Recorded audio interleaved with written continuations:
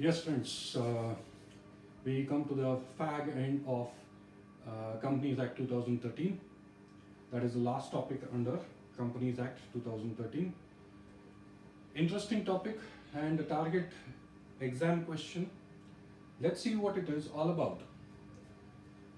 We have two things to understand here. One is doctrine of indoor management, and two is doctrine of constructive notice. Now, why is these doctrines important? We have to understand how the contract works when it comes to companies. Company is an artificial person in the eyes of law. When company is an artificial person in the eyes of law, there has to be decision makers who are nothing but the directors of the company. So whenever the company has to execute the transaction, it executes it by way of the directors taking the lead. In other words, the directors work as the agent of the company and execute the transaction on behalf of the company. Well, when the transaction has to take place through the directors of the company, there are certain issues here, certain nuances, certain worrying facts that we have to be concerned about. What are those is what we are trying to understand in doctrine of indoor management as well as doctrine of constructive notice. Let us see one by one. First, we discuss on doctrine of constructive notice. The word doctrine of constructive notice is by way of a law covered under section 399 of Companies Act 2013. First point to be observed, section 399 of Companies Act 2013 provides that any person can inspect or make copies of the documents like memorandum of association, articles of association, special resolutions, incorporation certificates, etc., which are kept at the registrar, and the same has to be registered. Means whenever a person who is dealing with the company, he is expected to check all these documents of the company which is available at the registrar of companies.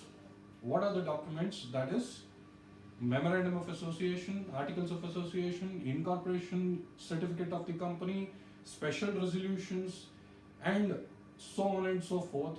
All these documents, my dear friends, are registerable at the registrar of companies. Basically, it is a public document. Let's see further what it says. This can be done electronically, as such documents are public documents on payment of a prescribed fees. Now, when we see this issue, what is our understanding? That it is a public document available with the registrar.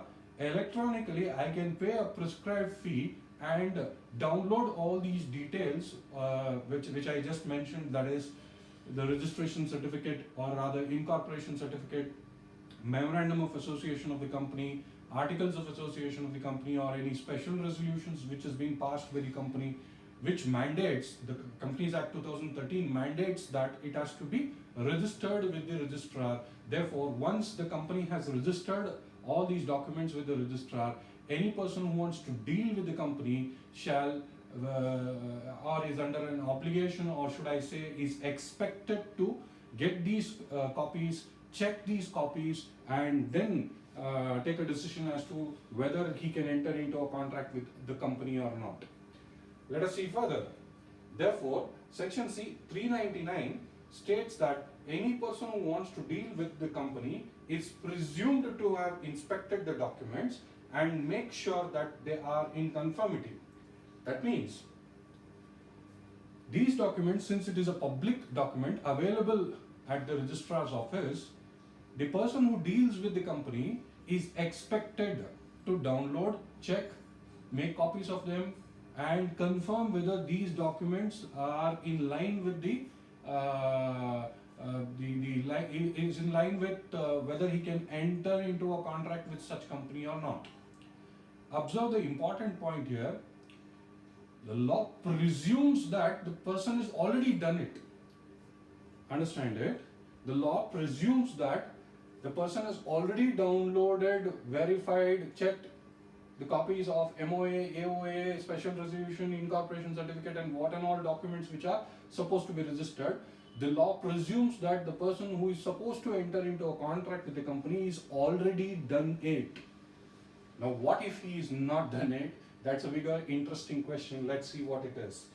This doctrine presumes that the person is deemed to know the contents, the various terms and conditions mentioned, or various clauses mentioned in the MOA, AOA, is deemed to know.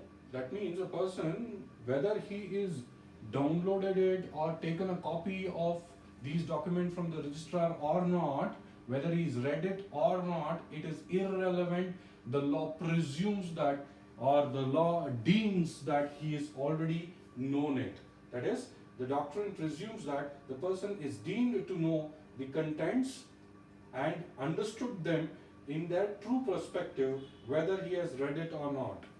So the question of whether the person can state in future, let's say if there's a litigation, the question of the person who is entering into a contract or already entered into a contract, that he has not read these terms and conditions, he has not read so and so document, he has not read so and so clause in the document, all this is negated. All these issues do not arise because the law presumes that the person who is supposed to enter into a contract has already had a copy of all these registered documents which is available at the registrar, and it is presumed that the law has presumed that these documents have already been read by the concerned person who has entered into a contract, has already understood the terms of these documents and it is already understood that he's checked whether it is in conformity with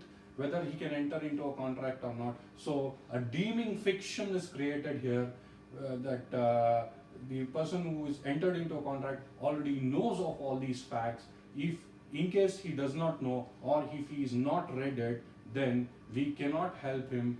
That means the law, because of this document called Doctrine of Constructive Notice, presumes that all this is known to this particular person who has entered into a contract.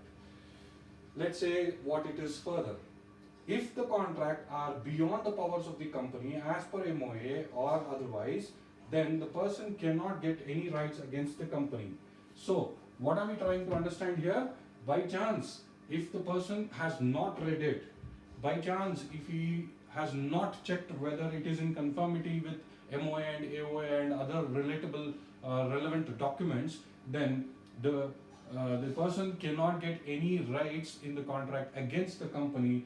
By chance, if the company represented by its directors have done an act which is beyond the powers, which cannot be done, or which is ultra vires, then definitely this person who wanted to enter into a contract or who is already entered into a contract cannot get any rights against the company, because tomorrow he cannot deny that he did not know this, he has not read this document, he is not aware of such a clause in MOA.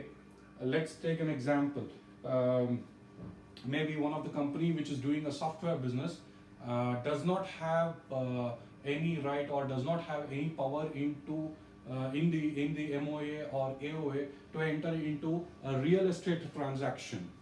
By chance, if the company has entered into a real estate transaction which is beyond the powers of the company, the other person who has sold the land, let's say, to this company, if the company has not paid it, then he has no rights against the company, because he was supposed to check the MOA, he was supposed to check the AOA, he was supposed to check the relatable resolution documents, that is special resolution documents which are supposed to be registered under the law, under the registrar, that whether the company had in fact the power to enter into a transaction of real estate or not. Sir, how do we get to know? If you read Memorandum of Association and check the various clauses, business clause is one of the clause. In that clause, the company would have defined what and all types of businesses it can enter into. If real estate business was not available in that, as one of the businesses in that, then definitely company cannot enter into such real estate business. If by chance the company has in fact entered, then we can only at the best say that it is beyond the powers of the company. Having said that, the other side of the aspect is the person who has entered into a contract with this company, which is a software company, which has no right to enter into or which has no powers to enter into a real estate business.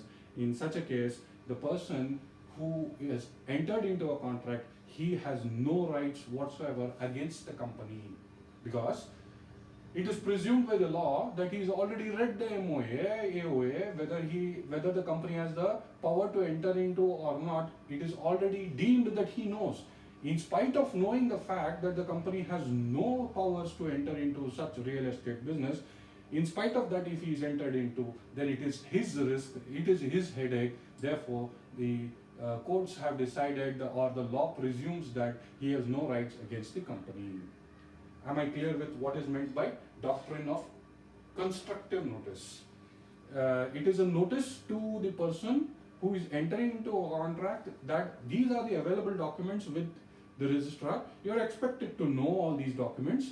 If you want, you can go and pay a nominal fees, take a copy of it, verify it, check all the terms and conditions, check all the clauses mentioned in the memorandum of association, and check whether it is in conformity with this present contract which he is going to enter into a company. That is, whether the company can enter into a contract or not, one has to check it. If by chance you have not checked it, the law deems that you have already checked it, and in spite of checking, if you have entered into, how can you take shelter of the same ignorance? Remember, ignorance of law is not an excuse. Ignorance here juris non excusa. I hope you got the point. Next topic that we will be discussing is doctrine of indoor management. Well, the story is like this.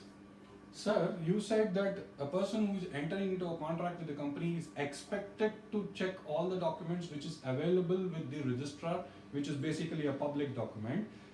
Is he also expected to know what are all the internal matters of the company? Who is the authorized person? Yes, we can check it. Whether he is authorized by way of a special resolution? Yes, we can check it. If he is authorized by way of an ordinary resolution, which happens in, let's say, at one of the general meetings of the company, now how do I go and get a copy of the ordinary resolution, which is not a registerable document in before the registrar of companies? So there are basically certain internal documents which is not available to us, which is not available to the general public. In such a scenario, we understand the concept of doctrine of indoor management. Let's see what is there in doctrine of indoor management. Fantastic topic. I believe truthfully that this is most likely an expected question, because it has so much of content in it for at least 5 marks. So please do not miss what is meant by doctrine of indoor management. Check this. It is an exception to doctrine of constructive notice. Having understood what is constructive notice, doctrine of indoor management is an exception to it. Sir, then what is the interpretation? If there are certain internal documents, the person who is entering into a contract is not required to know, is not deemed to know, or should I say, he can understand that all these internal documents was in line with the company's policy to enter into a contract. Is it confusing? No, not at all. It's simple. Let's say there was a document internally of a resolution which authorizes Mr. A to enter into a contract to up to so and so amount. We will see with the case law also. In such a resolution, which is not a registrable document before the registrar, it is the matter of fact that a person who is expected to know all the documents which is registerable under doctrine of constructive notice, but doctrine of indoor management says that it is an exception to doctrine of constructive notice. That means if he is not aware of any such documents, then he can take protection of it. See the other way around.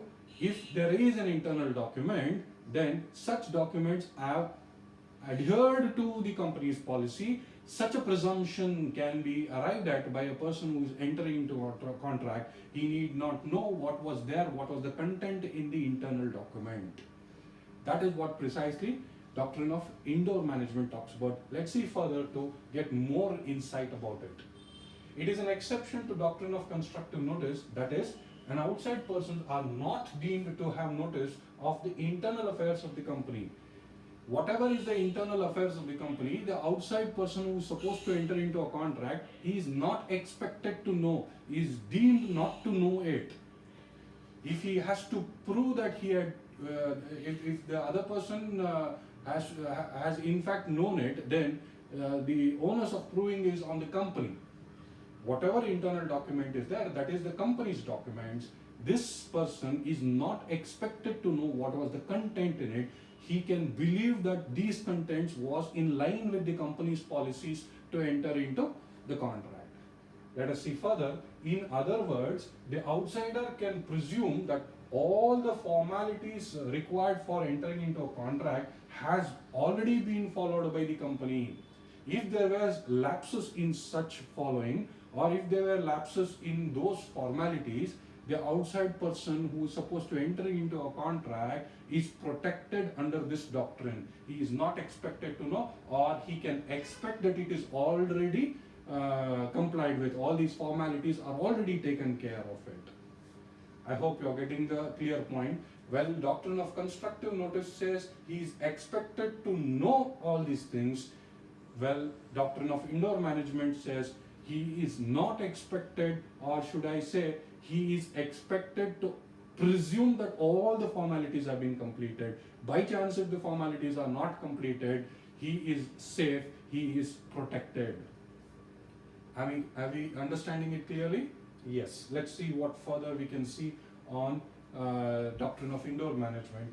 A landmark case which has explained the doctrine of indoor management is Royal British Bank versus Torkond Rule, or Royal British Bank versus Torkond, which is popularly known as Torkond Rule.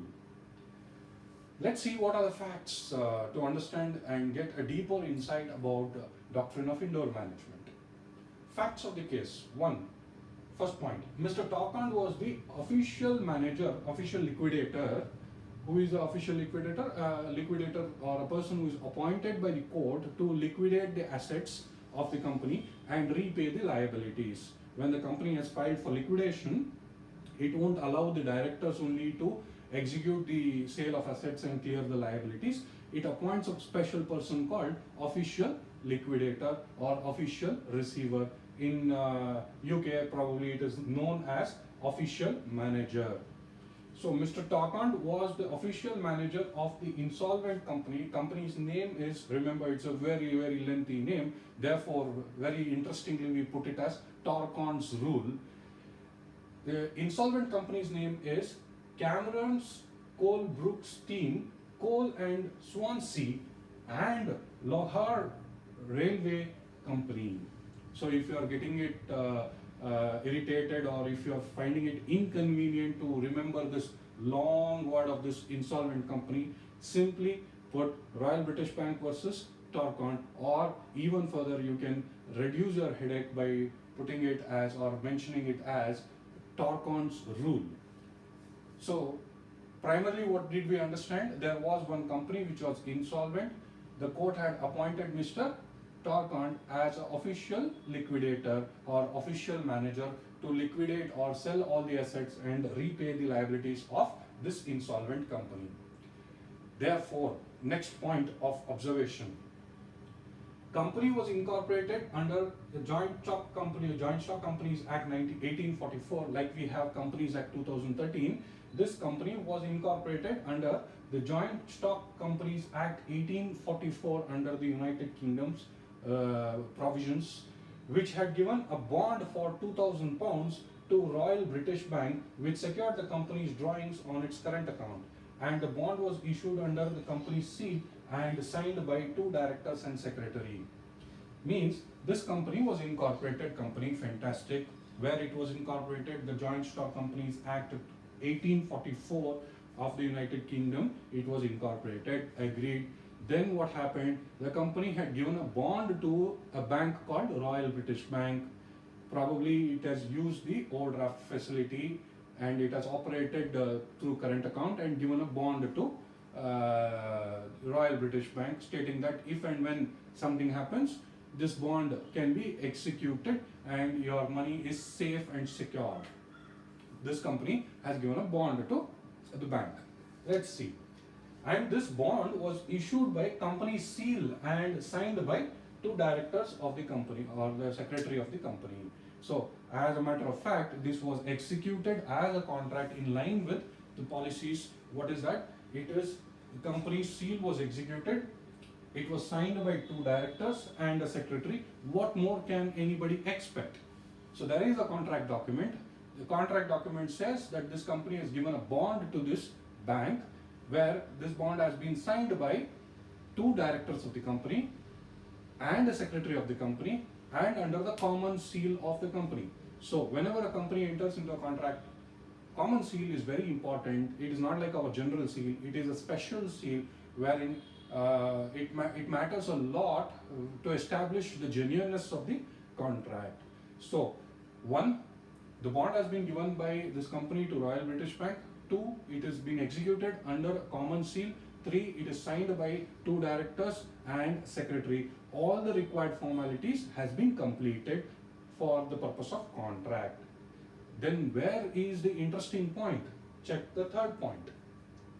When the company was sued by the Royal British Bank, it alleged that means it stated that under its registered deed of settlement, here we call it as Articles of Association, so I have mentioned it as AOA. Under its registered deed of settlement, the directors had power to borrow only up to an authorized amount as per the company's resolution, which was passed without amount mentioning in it. So, when the liquidation proceedings started, Royal British Bank has filed a case against this company to recover the £2,000, probably with interest also. At that point of time, what did this company say? Company said, listen, this bond was executed no doubt under the deed of settlement, that is under Articles of Association, but the directors of that company had power to borrow, no doubt about it, but the directors had the power to borrow only up to the amount which was mentioned in the resolution. Check this, the directors had the power to borrow only up to an authorized amount as per the company's resolution, which was passed. The company's resolution also was passed, but the catch is, in such resolution, the amount was not mentioned. See this, which was passed without amount mentioning in it. That means up to what pounds the directors of the company were entitled to borrow was not mentioned in the resolution. Now let's see whether doctrine of constructive notice operates here. Is it a contract? Yes. Is Articles of Association, that is deed or registered deed of settlement, a public document? Yes. Could the Royal British Bank go and get a copy of it from the registrar? Yes.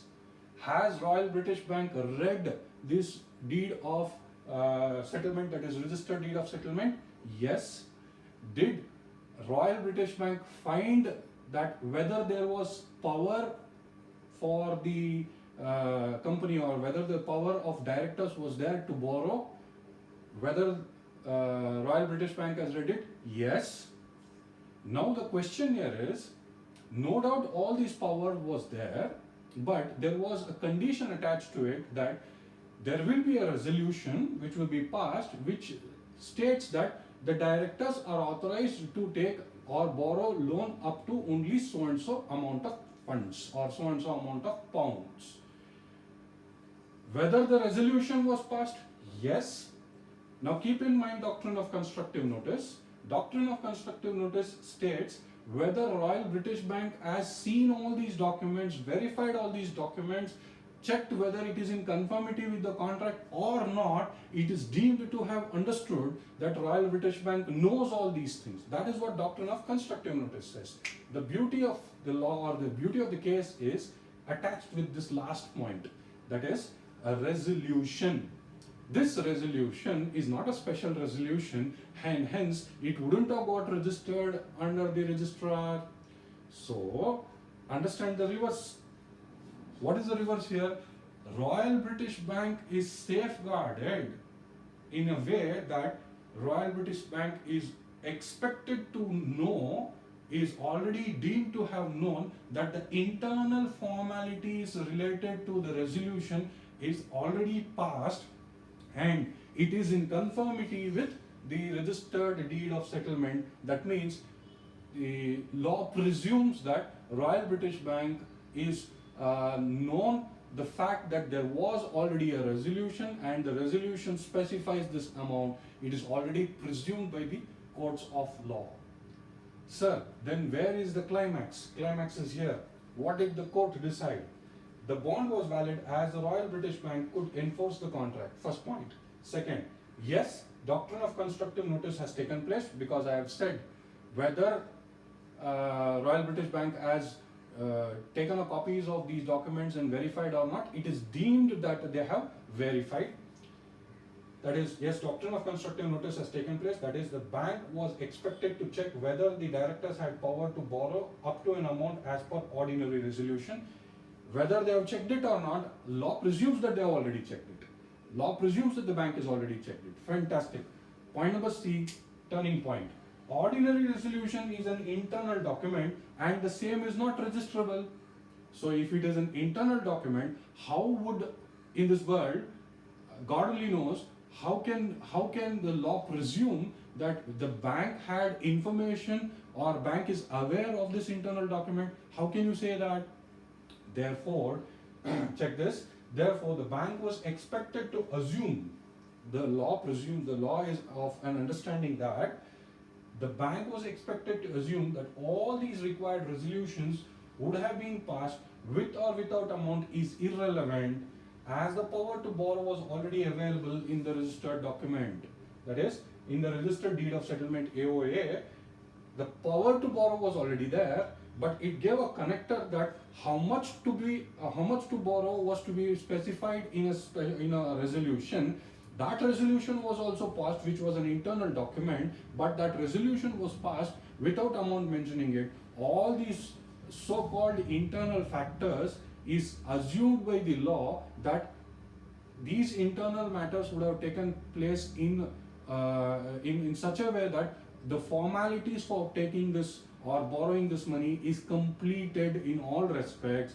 If there is a laxity in it, if there is a shortcoming in it, then you can't hold the Royal British Bank responsible for it, for knowing or rather not knowing that there was a resolution or that there was no resolution or that there was a resolution without mentioning it. All these matters, which are internal matters, need not be known by the Royal British Bank. Put it the other way around, Royal British Bank is expected to understand that all these formalities would have been completed. In other words, lastly, what I can say is, you can't hold Royal British Bank that they were expected to know that there was no power like this. Power was already there. If they are not known it also, doctrine of constructive notice suggests that they had to know this power. Okay, accepted. But this power was linked to a resolution which states that the amount to be borrowed was up to so and so amount, which will be passed in a resolution. Being a non-registrable document, Royal British Bank was not expected to verify whether this internal document was completed in all respect. You can otherwise say that Royal British Bank can presume that these internal documents have been completed in all respects to execute the borrow transaction. Therefore, the decision is as per the doctrine of indoor management. So, summary of this doctrine of indoor management and doctrine of constructive notice is as simple as this. Bullet points.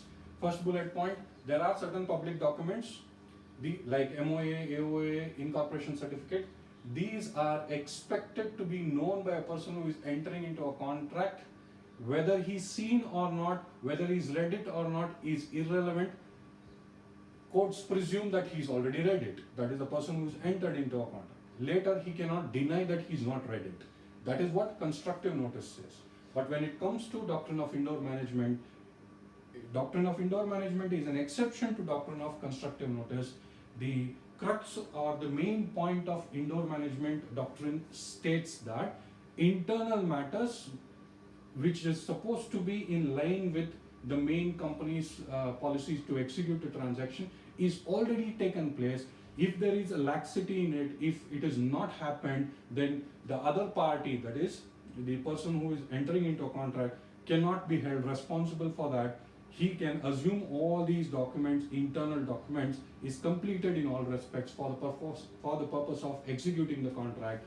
Therefore, doctrine of indoor management talks about internal matters expected to have been completed to execute the transaction. So this, my dear friends, was doctrine of indoor management. Well, there are exceptions again to doctrine of indoor management, which I will discuss in the next session.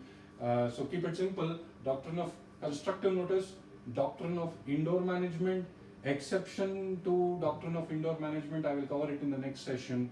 These are the points which becomes important for the purpose of your exams. Very technical, no doubt about it, but it's a fantastic doctrine or fantastic piece of law wherein you try to elaborate and try and analyze the case in a different angle.